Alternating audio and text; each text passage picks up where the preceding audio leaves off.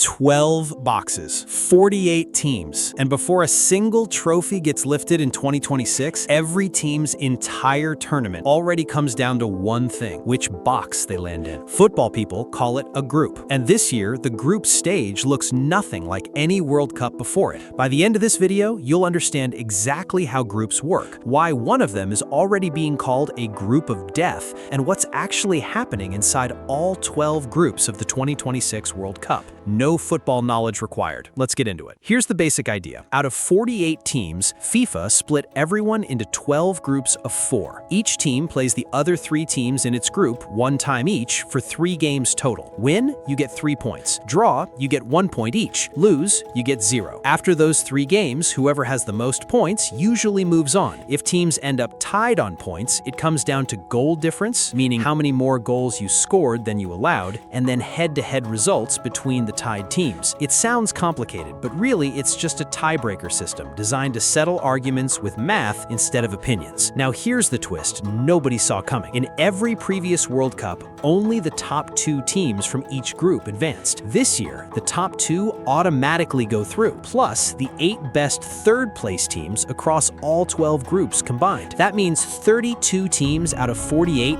make it to the knockout rounds. 2/3 of the entire tournament survives the group stage. For comparison, in the NFL, only about 1/3 of teams make the playoffs in a given year. In football's biggest event, you can lose a game, even finish 3rd, and still keep your World Cup alive. That single rule change is quietly reshaping how every coach in this tournament plans their games. So now let's actually walk through the 12 groups, because some of these are absolutely loaded. Group A belongs to host nation Mexico, alongside South Korea, Czechia, and South Africa. Mexico gets every advantage a host always gets: home crowds, 0 travel, no jet lag, no time zone confusion. But here's the catch: host nations have crashed out in the group stage before, more than once. Playing at home creates pressure just as often as it creates comfort. Group B is Canada's group, joined by Switzerland, Bosnia and Herzegovina, and Qatar. Canada is only playing in its 3rd World Cup ever. Group C might be the single most dangerous group in the whole tournament. Brazil, 5-time world champions, get dropped in with Scotland, Morocco, and Haiti. Morocco shocked the planet in 2022 by reaching the semi-finals, the best run by any African nation in World Cup history. Haiti, meanwhile, has never played in a men's World Cup in the modern era. So in one single group, you've got a 5-star football superpower sitting across from a country making history just by showing up. Group D belongs to the United States, joined by Australia, Turkey, and Paraguay. The US carries something nobody else in this tournament has to deal with: the weight of trying to win on home soil. Group E puts 4-time champions Germany next to Ivory Coast, Ecuador, and a tiny island nation called Curacao. Curacao has a population of roughly 150,000 people. Group F has the Netherlands, Sweden, Japan, and Tunisia. Japan has built a reputation as football's ultimate giant killer. Group G is Belgium, Egypt, Iran, and New Zealand, a genuinely chaotic mix. Group H drops Spain, reigning European champions, and one of the strongest favorites in the entire tournament, in with Uruguay, Saudi Arabia, and Cape Verde. Cape Verde has fewer than 600,000 people, and they're making their first ever World Cup appearance. Group I is France's group, alongside Norway, Senegal, and Iraq. France reached the World Cup final in 2022. Iraq, on the other hand, hasn't played in a World Cup since 1986.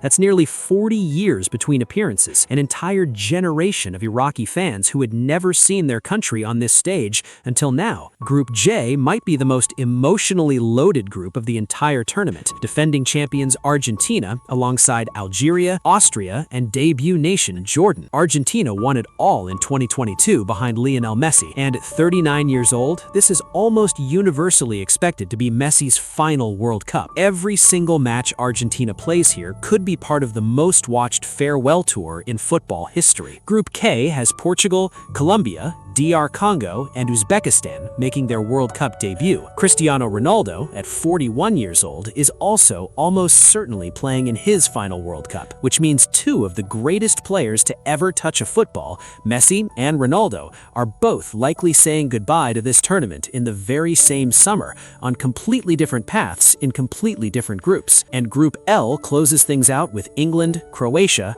Ghana, and Panama. Croatia has somehow reached at least the semi-finals finals in 2 of the last 3 World Cups, despite being a country of under 4 million people. For context, that's smaller than the city of Los Angeles. It might be the single most underrated achievement in modern football. So, here's the bigger picture. 12 groups, 48 teams. Nations smaller than a single American neighborhood, sharing a field with 5-time world champions. 2 of the greatest players in the sport's history likely playing their last World Cup ever in the same tournament. Countries stepping onto this stage for the very first time in their existence. That's the real point of the group stage. It isn't just a formality before the real tournament begins. It's where every single story in this World Cup actually starts. So, to sum it all up, a group is 4 teams playing each other once each, with the top 2 from every group, plus the 8 best third-place teams overall advancing to the knockout rounds. 12 groups, 32 survivors, and from there, it's win or go home. And if there's one thing worth remembering from all of this, it's that the group stage doesn't just decide who advances to the next round, it decides who gets remembered for the rest of football history. If this helped the World Cup actually make sense, subscribe, because we're breaking down every part of this tournament before it's over.